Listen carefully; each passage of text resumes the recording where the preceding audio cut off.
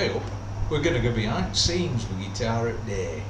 I'm going to show you the sheer horror of a 3-bedroom apartment in which 50 guitars are stored. Please bear with me because I'm going to have to use at least 2 cameras to do this, and it's going to be a retold mishmash of editing.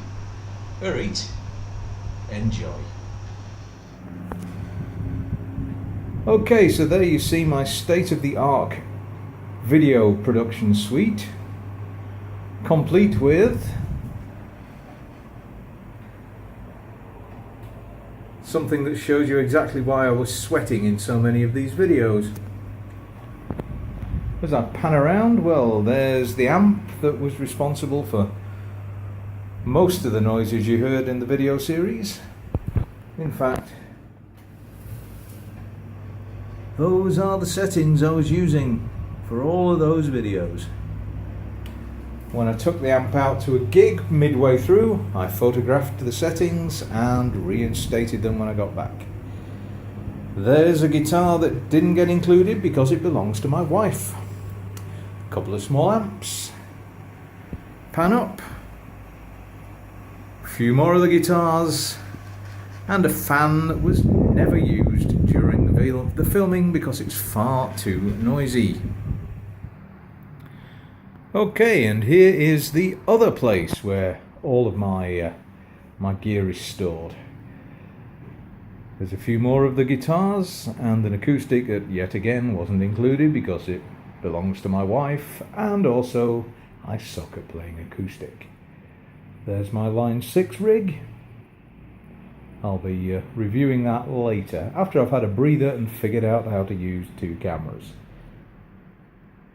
74 Princeton reverb, and some of the guitars you remember well. What a forest. And how on earth are you supposed to stock all those cases?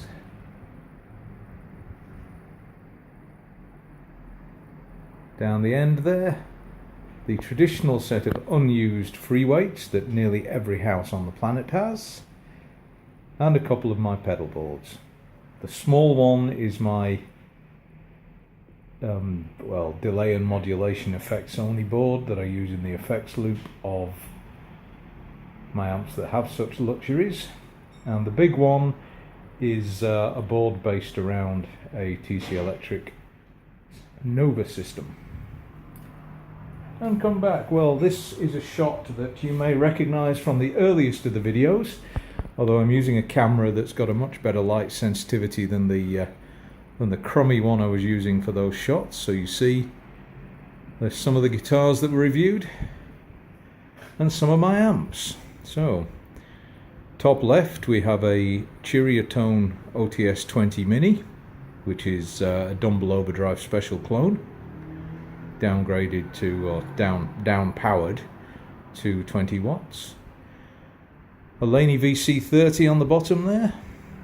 An old Trace Elliott Velocette hiding at the bottom in the middle. A Fender Pro Junior, which is suffering from the after effects of a speaker swap at the moment and needs some serious braking time. Trace Elliott Tramp. And yes, you have counting the right number of knobs there. That is a Fender Twin Reverb, but it's a 1981 Fender Twin Reverb from that period when they briefly changed back to blackface cosmetics from silverface. So it's got the master volume and the ultralinear transformers and 130 watts output. I had that completely rebuilt about 10 years ago, as it was in a woeful mess when I got it, so it's completely recovered, and the entire circuitry was rebuilt from the ground up, and I had a tasty little mod put in, but more about that when I actually cover it in the video that I'm going to do when I start running through my amps and stuff. There's my other state-of-the-art video editing suite, and I actually use this for the first couple of videos. So there you have it.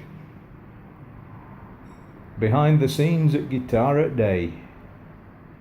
The horror, the horror. Scythian New Year.